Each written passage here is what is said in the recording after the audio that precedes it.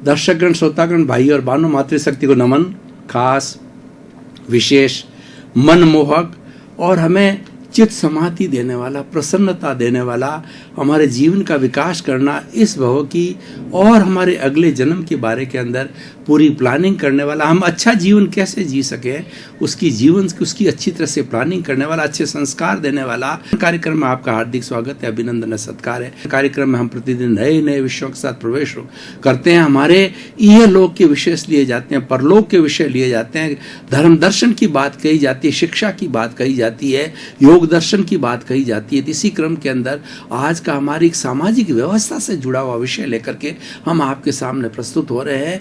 तो आज का हमारा विषय है कि सामाजिक संदर्भों में वर्ण व्यवस्था का महत्व। भाई और बहनों, दर्शकगण, श्रोतागण, मैं आपको प्राचीन काल में ले जाता हूँ। मैं उस जो है वेदों के अंदर ले जाता हूँ, वेदों के समय में ले जाता हूँ, जिसको कि वेद ईश्वर कृत माने जाते हैं और वो हमारे 5000 साल पुराने रिटन डॉक्यूमेंट है, ईश्वर कृत माने जाते हैं। और उसके अंदर पूरे जीवन जीने की सारी प्लानिंग बताई जाती है कि मनुष्य किस तरीके 84 लाख जीवा योनि प्राणी किस तरीके से अपना जीवन जीते हैं और उसमें प्रकृति क्या सहयोग करती है। प्रकृति की पूजा की जाती है। हमारे नदी, नाले, वर्षा, जो पृथ्वी, जल, अग्नि, वायु, आकाश, जो 5 भूत जिससे सृष्टि बनी है, उन सब 5 भूतों की जो है उनके हर एक के अलग अलग अपने देवता होते हैं, उनकी पूजा की जाती है। ऐसा हमारा उसके बाद के अंदर जो वेदों के बाद में वेदांत आया, जिसको उपनिषद कहा जाता है, आरण्यक है, ब्राह्मण है और त्रिपिटक है और स्मृतियां हैं और जो है वो हमारे बहुत से जो है वो बौद्ध धर्म के ग्रंथ आए, जैन धर्म के ग्रंथ आए, आगम आए। इस तरीके से सभी चीज़ों का, सभी हमारे धार्मिक चीज़ों के अंदर जो है वर्ण व्यवस्था का जिक्र किया गया है। वर्ण व्यवस्था इज ए सेटअप और लिविंग इज गुड लाइफ। और हमारा समाज जो है ना, वो इन वर्ण व्यवस्था का आधार से कैसे, ये व्यवस्था पक्ष है कि हमारा समाज अच्छी तरह से व्यवस्थित रूप से कैसे चले। This is allotment of the duties, किस व्यक्ति को क्या ड्यूटी करनी चाहिए, हर एक अपना अपना ड्यूटी का क्लासिफिकेशन किया गया है। तो उस वर्ण व्यवस्था का उस समय के अंदर तो वही महत्व था और उसी के अनुसार जीवन जीता था। हो सकता है कि आज जो हमारा जो धर्मनिरपेक्ष राष्ट्र बन चुका है, हमारा लोकतंत्र बन चुका है, लोकतंत्र के अंदर जात पात का इतना सवाल, वर्ण व्यवस्था जाती नहीं है। वर्ण व्यवस्था तो एक जो है कार्य करने का सिस्टम है, किस व्यक्ति को कार्य करना है, इसीलिए इसको हम जाति से नहीं जोड़ सकते हैं। तो ये भी सुंदर व्यवस्था आज के समय में भी अगर कोई व्यक्ति सोचे तो वो लागू हो सकती है। और जहां हम आज के हमारे संविधान में सर्वोदय की बात कही गई है कि सबका जो उदय होना चाहिए, सबको समान विकास के जो है साधन मिलने चाहिए, सरकार की ड्यूटी है और सबको धार्मिक स्वतंत्रता होनी चाहिए। तो ये समाज का जो सेटअप है कि समाज किस तरीके से, अलग अलग लोग किस तरीके से अपनी अपनी, कौन व्यक्ति क्या ड्यूटी करेगा, उसकी व्यवस्था बनाई गई है। तो वर्ण व्यवस्था के अंदर 4 वर्ण बनाए गए हैं, ब्राह्मण, क्षत्रिय, वैश्य और शूद्र। ब्राह्मण जो कुल का व्यक्ति होता था वो ज्ञान का अर्जन करता था और दूसरा क्या है, लोगों को शिक्षा देता था, वो ज्ञान को बांटता था और वह उच्च विचारों वाला होता था और वह पूजनीय होता था। क्योंकि जो आत्मज्ञान को प्राप्त करता है वो ज्ञानार्थी व्यक्ति होता है, वो हमेशा पूजनीय होता है। क्योंकि जिस व्यक्ति को ज्ञान मिल जाता है उसको जो है हर चीज का समाधान मिल जाता है और उसको एक सिस्टम मिल जाता है जीवन कैसे जीना चाहिए। तो ब्राह्मण कुल को जो है वो इस तरीके से रूप से किया गया था, सारा ज्ञान से जुड़ा हुआ। और पहले हमारे जिस वक्त में स्कूलें वगैरह नहीं हुआ करती तो ब्राह्मण लोग पोशाले लगाते थे। पोशालों में ब्राह्मणों के पास के अंदर सभी जो है वर्ण के लोग जो है ना, क्षत्रिय है, वैश्य और शूद्र है, उसको पढ़ने के लिए जाया करते थे। और अपने अपने हिसाब से, जैसे कि जो क्षत्रिय होता था धनुर्विद्या और ये लड़ाई और ये अस्त्र शस्त्र की जो है उनको शिक्षा दी जाती थी, और जो ब्राह्मण होता था वो ज्ञान वगैरह सीखता था, और वैश्य होता था वो जो है वो खेती बाड़ी है, काम धंधा है, व्यापार वगैरह करना होता। तो हम पहले एक एक जो व्यवस्था को लेते हैं। तो ब्राह्मण है वो ब्राह्मण ज्ञान का कार्य करता था। और वो जो हमारे इस वर्ण व्यवस्था के साथ के अंदर जो है वो 4 तरह के जो हमारा आश्रम है उनकी भी व्याख्या करना जरूरी होता है कि जो हमारा ऐसा माना जाता था पूर्व समय में कि व्यक्ति शतायु हुआ करते थे, 100 वर्ष का उम्र होती थी तो 100 वर्ष के उम्र को जो क्लासिफिकेशन किया गया था कि पहले 25 वर्ष की उम्र के अंदर ब्रह्मचर्य आश्रम होता था। ब्रह्मचर्य आश्रम के अंदर जो विद्यार्थी जो है, चाहे ब्राह्मण हो, क्षत्रिय हो, वैश्य हो, शूद्र हो, वो विद्यार्थी की अवस्था में रहता था और विद्यार्थी अपने गुरु के पास जाकर के जैसा जैसा उसका जो वर्ण था उस वर्ण के अनुसार जो शिक्षा ग्रहण करता था, उसके अंदर थ्योरी भी सीखता था, प्रैक्टिकल भी सीखता था और वो किस तरीके से अपना जीवन का संचालन करे। जब वो विद्यार्थी जीवन संपन्न करके गृहस्थ जीवन के अंदर आए तो किस तरीके से वो फिट हो सकता है और किस तरीके से वो एक्सपर्ट हो सकता है, उसकी सारी विद्या जो है थ्योरी और प्रैक्टिकल 25 वर्ष की उम्र के अंदर सिखा दी जाती है। 25 वर्ष की उम्र के अंदर विनय है, गुरु के प्रति भक्ति करना, गुरु को प्रणाम करना और प्रकृति के करीब रहता है। इस तरह की सारी चीजें जो है वो सारे शेष के 75 वर्ष के लिए जीने के लिए उसकी सारी बातों का ज्ञान है। उसको जो है पहले ब्रह्मचर्य आश्रम में कराया जाता था, उसके अंदर विद्यार्थी ब्रह्मचारी के रूप में रहता था और वो सारी चीजों का वो ज्ञान सीखता था। दूसरा होता था ब्रह्मचर्य में गृहस्थ आश्रम होता था। 25 साल पूर्ण होने के बाद उसकी शादी कर दी जाती थी और 50 वर्ष की उम्र के अंदर बाल है, बच्चे हैं, उनको पढ़ाना है, लिखाना है, उनको तैयार करना है ताकि कि वंश परंपरा चलती रहे और ये संसार चलता रहे और एक के बाद एक होता रहे। तो अपने बच्चों को तैयार किया जाता था, उनको पैरों पर खड़ा किया जाता। 50 वर्ष की उम्र तक बच्चे प्राय अपने पैरों पर खड़ा हो जाते थे और मुख्य उद्देश्य जो है गृहस्थ आश्रम का ये होता था कि बच्चे जो है पैदा होने के बाद में उनको पैरों पर खड़ा करना बहुत जरूरी होता था। और उसके बाद के अंदर जो 75 साल की उम्र होती थी, 51 से 75 की, वो वानप्रस्थ जीवन होता था। वानप्रस्थ का होता है कि घर में रहते हो, घर से दूर है, यानी वो समाज के काम के लिए उसके ऊपर 4 तरह के ऋण हैं। देव ऋण है, पितृ ऋण है और दूसरा क्या है, गुरु ऋण है और समाज ऋण है। 4 तरह के ऋण होते हैं। ऋण को उतारने के लिए वानप्रस्थ जीवन सबसे अच्छा जीवन होता है क्योंकि उसमें व्यक्ति को समय मिल जाता है समाज की सेवा करने का, अपने माता पिता की सेवा करने का, गुरु की सेवा करने का। वो थोड़ा जो संसारिक जिम्मेवारी से मुक्त हो जाता है और वो वानप्रस्थ जीवन एक बहुत अच्छा एक मध्यम मार्ग है कि वानप्रस्थ जीवन में मनुष्य अपने जीवन की सार्थकता कर लेता है कि मेरे को सिर्फ संसारिक जीवन ही नहीं जीना, मेरा समाज के प्रति भी वो दायित्व और वो दायित्व 75 वर्ष की उम्र के अंदर पूरा करता था। वो परोपकार करता था, समाज की सेवा करता था, तन से करता था, मन से करता था, धन से करता था और उसका अधिकतम पूरा समय संसारिक घर में रहते हुए भी सारी संसारिक जिम्मेवारियों से मुक्त होने के बाद भी वो सारा समय जो है वो समाज की सेवा में लगाता। और उसके बाद के अंदर 75, आजकल तो 100 वर्ष की उम्र होती नहीं है, आजकल संन्यास आश्रम और संन्यास का जहाँ तक संबंध है, हमारी बहुत सी जो धार्मिक परंपराएं मानती है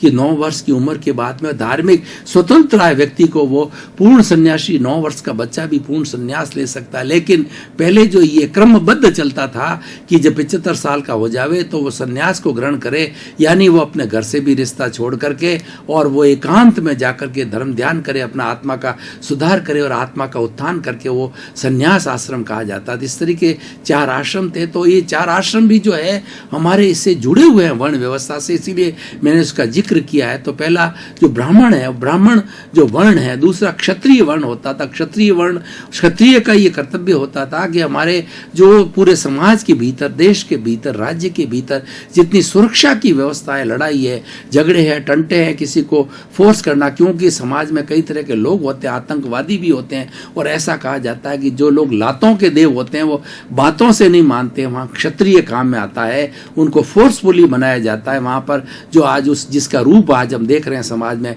पुलिस है, सेना है, BSF है, तो इस तरीके से कमांडो है, ये इस तरीके से वो फोर्सफुली जो है व्यक्ति नियंत्रण के अंदर रहता है। तो इस तरीके से ये जो क्षत्रिय होता है, जो बाहरी और भीतरी जो हमारी सीमा है, टेरिटोरीज है, उनको सुरक्षित रखना, भीतर जो है हमारे लोगों के बीच में अशांति नहीं फैलावे, कुछ जो है बैड एलिमेंट्स है, जो सामाजिक तत्व है, वो लोग सिर ऊंचा नहीं कर ले और वो बुराइयां पैदा नहीं करके उनको वो नियंत्रण करते हैं, वो क्षत्रिय कहलाता है। और उसके बाद में होता है वैश्य कहलाता है। वैश्य जो है व्यापार का काम करते हैं, लेन देन का कार्य करते हैं, खेती का करते हैं, वो वो मतलब जो है वो मसी यानी वो कलम के धनी होते हैं। कलम के साथ में वो जो है वो कोई चीज को व्यापार करना होता है, एक चीज को खरीदना, दूसरी चीज को बेचना और उसका सारा जो है वो पूरा हिसाब किताब रखना है, ये वैश्य लोग किया कहा जाते हैं, जिसको बाद में बढ़िया कम्युनिटी भी बोला गया है। और ये सारा वैश्य उसका काम करता है। ये लोग पढ़े लिखे होते थे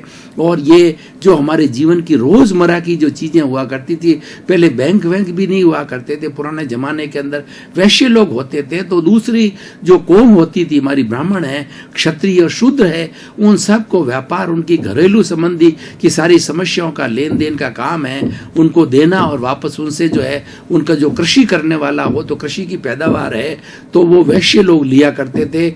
और वो सारा हिसाब किताब रखने वाला जो है व्यापार करने वाला वर्ग होता था, वैश्य कहलाता था।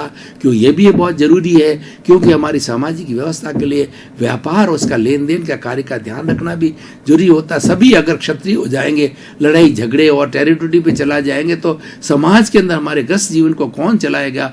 और सारे ब्राह्मण हो जाएंगे ज्ञान देने वाले के लिए, तो ब्राह्मणों के पास में धन नहीं होता है, वे तो मांग करके अपना सारा काम चलाते हैं। वो लोग पैसे का अर्जन नहीं करते हैं, वो तो सिर्फ ज्ञानार्जन करते हैं और ज्ञान को बांटते हैं। वो सरस्वती के पुत्र का कहलाते हैं और वो इसके लिए पूजनीय हुआ करते हैं, वो ज्ञानी होने के कारण ही। तो उन सब का कारोबार चलाने के लिए ये वैश्य व्यवस्था हुआ करती। शूद्र व्यवस्था का अर्थ होता है हमारे समाज के अंदर जितनी भी सफाई की व्यवस्था होती है, क्योंकि घर होता है, मोहल्ला होता है, परिवार होता है, वहाँ व्यक्ति रहता है, जहाँ पे गंदगी भी हो जाती है, पेड़ पौधे होते हैं, पेड़ पौधों के पत्ते भी गिरते हैं, और जब जो जोर से जो आंधी चलती है उस वक्त भी इधर उधर की चीज आ जाती है, यानी थोड़ी अशुद्धि जो पैदा हो जाती है, मनुष्य भी अशुद्धि करता हूँ, सबकी सफाई करने के लिए शूद्र हुआ, वो सर्विस क्लास कहा जाती है, वो सहायता के लिए होता है। हालांकि वो सबको समान, ये जो हमारी वर्ण व्यवस्था के अंदर ब्राह्मण क्षत्रिय वैश्य शूद्र है, सब जो है वो रेस्पेक्ट की दृष्टि से समान होते थे, कोई ऊंचा नीचा नहीं था। और ऐसा भी कहा जाता हमारी भारतीय संस्कृति के अंदर, कोई भी काम है वो छोटा नहीं होता और कोई काम बड़ा नहीं होता है। घर में जैसे झाड़ू लगाना, वो पोछा करना, वो भी काम है, वो भी करने वाला सम्मानीय और व्यक्ति को करना चाहिए। उसका खुद का हर एक कार्य व्यक्ति को छोटा मोटा वो खुद करना चाहिए। इसलिए काम कोई छोटा बड़ा नहीं होता है, छोटे बड़े सब काम को एक सा महत्व देना चाहिए और व्यक्ति को भी कोई बहुत बड़ा महत्व नहीं दिया जाना चाहिए, क्योंकि सभी अपना अपना काम करता है। ऐसा नहीं है कि शूद्र तो छोटा व्यक्ति हो गया, निम्न व्यक्ति हो गया। और ये बात के अंदर ये खराबा क्यों हुआ, और ये शेड्यूल कास्ट और उनके रिजर्वेशन की व्यवस्था क्यों हुई, कि हमारी जो शुद्ध वर्ण व्यवस्था का कॉन्सेप्ट था वो जाति पर चला गया।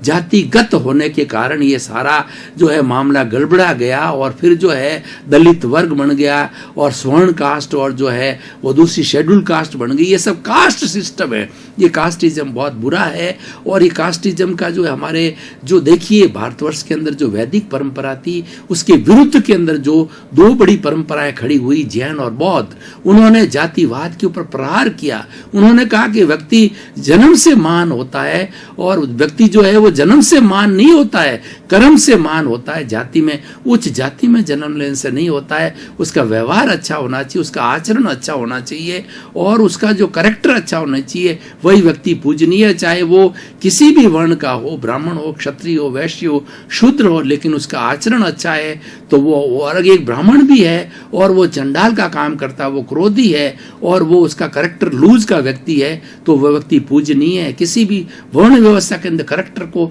सबको जो है ऊंचा स्थान दिया गया है और सबको बराबर महत्व दिया गया है। कोई काम छोटा बड़ा नहीं है, तक व्यवस्था की गई है। हमारे घरों में भी देखिए अलग अलग व्यवस्था होती है। जो सीनियर सिटीजन होते हैं वो लाइट वर्क करते हैं, और जो यंग लोग होते हैं वो हैवी वर्क करते हैं, और वो लेडीज होती है वो अपना अपना घर का काम करती है, और जो युवा लोग होते हैं वो कमाने का काम करते होते हैं, बच्चे होते हैं वो पढ़ने का काम करते हैं। ये अपनी अपनी व्यवस्था है, क्योंकि जहाँ समाज होता है वहाँ अगर व्यवस्था पक्ष सही नहीं होता तो समाज में संतुलन नहीं रहता और समाज अच्छी तरह से नहीं चल सकता। इसीलिए कोई भी कार्य करने के लिए हमें व्यवस्था पक्ष पर भी बहुत सोचना है। तो वर्ण व्यवस्था एक व्यवस्था पक्ष एक मैनेजमेंट है, और मैनेजमेंट की दृष्टि से बड़ी बताई गई है, और इसीलिए चारों जो हमारी वर्ण व्यवस्था है उसका बहुत ही बड़ा महत्व होता। अब ये कहना चाहता हूँ कि इस व्यवस्था का आज क्या महत्व है, आज क्या है, अगर ये सारा कास्टिज्म को छोड़ छोड़ दीजिए, आप कास्ट को अलग कर दीजिए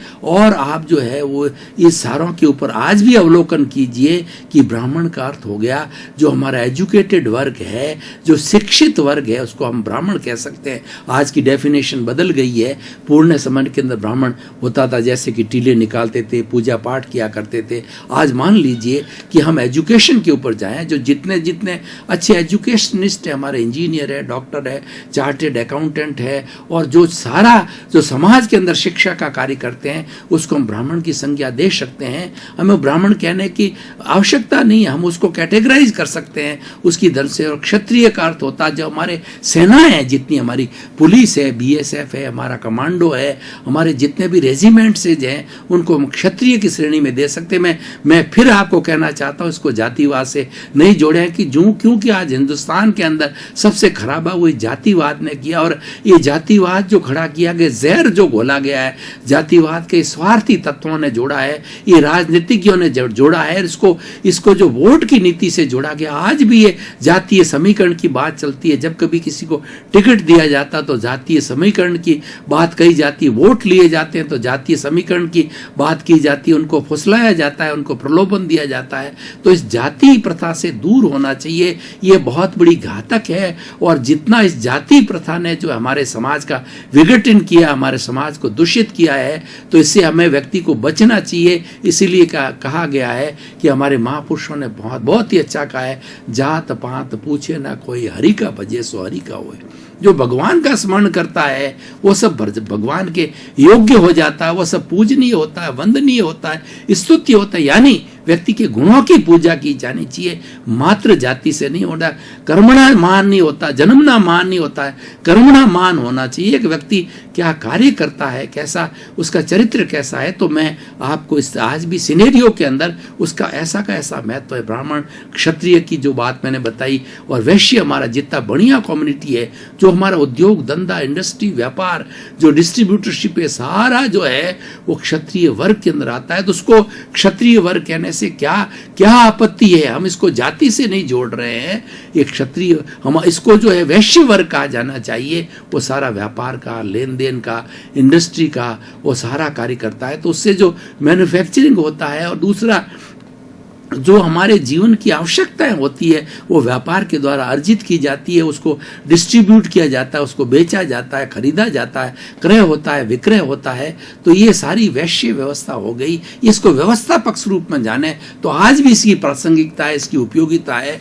और जो हमारा स्वच्छ भारत की आज बात चल रही है, तो स्वच्छ भारत के अंदर जो हमारे पर्यावरण प्रेमी हैं, जो पर्यावरण की सुरक्षा करने वाले हैं, पर्यावरण की सफाई करने वाले हैं, वो हमारे मित्र है, पर्यावरण मित्र सारे हैं। वो हम इसको शूद्र को आप एक छोटा शब्द नहीं मान लीजिए। इसको जाति मत से मत जोड़िए, दलित से मत जोड़िए, शेड्यूल कास्ट से, शेड्यूल ट्राइब से मत जोड़िए। क्योंकि हमारा जाति प्रथा का कोई भी इंटेंशन हमारे मन में नहीं रहना चाहिए। सभी भाई समान होते हैं। और माँ के पेट से जब बच्चा जन्म लेता है, सब एक तरीके से जन्म लेते हैं। कोई महापुरुष के रूप में नहीं जन्म लेता है। लेकिन हमारी ये व्यवस्था है, ब्राह्मण वाले को ब्राह्मण का जो है उसके ऊपर छाप लगा दी जाए, क्षत्रिय की छाप लगती है, शूद्र की लगती है, हर एक की अपनी अपनी छाप लगती है, धर्म के अनुसार छाप लग जाती है, वैश्य की छाप लगती है।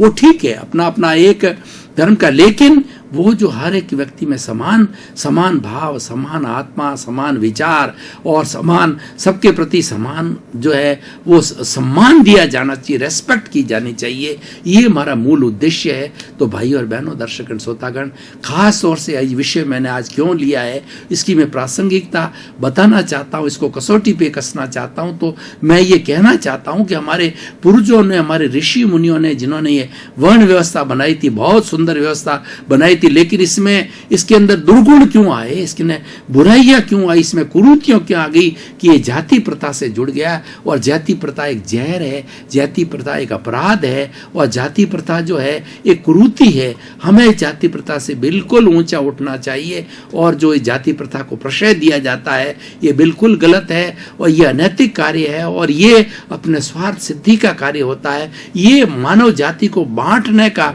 एक नुस्खा है। दर्शकगण, श्रोतागण, भाई और बहनों, आपका बहुत बहुत धन्यवाद। कार्यक्रम में आपको कई नई नई बातें मिलती है, क्योंकि पुनरुत्थान कार्यक्रम अनुभव के आधार पे बताया गया है। ये पुस्तकीय ज्ञान नहीं है, ये ऐसा ज्ञान है जो भीतर से आता है, आत्मा से आता है, और आत्मा अनंत ज्ञान वाला है, अनंत दर्शन वाला, अनंत शक्ति वाला, अनंत सुख का धाम है। उससे ये सारा ज्ञान निकला है। इसीलिए अनुभवजन्य आप ज्ञान लेना चाहते हैं तो कार्यक्रम आप अवश्य देखते रहिए। कार्यक्रम का उद्देश्य व्यक्ति को बदलना है, अच्छा इंसान बनाना है। जब इंसान अच्छा बनेगा तो विश्व अच्छा बनेगा। इसी क्रम में आपका जीवन आनंदमय हो, मंगलमय हो, सुखमय हो। आपके प्रति बहुत मंगल भावना। आप सतैय होकर खूब समाज की सेवा करें, परोपकार करें और अपने जीवन को धन्य बनावें। आपके प्रति मंगल।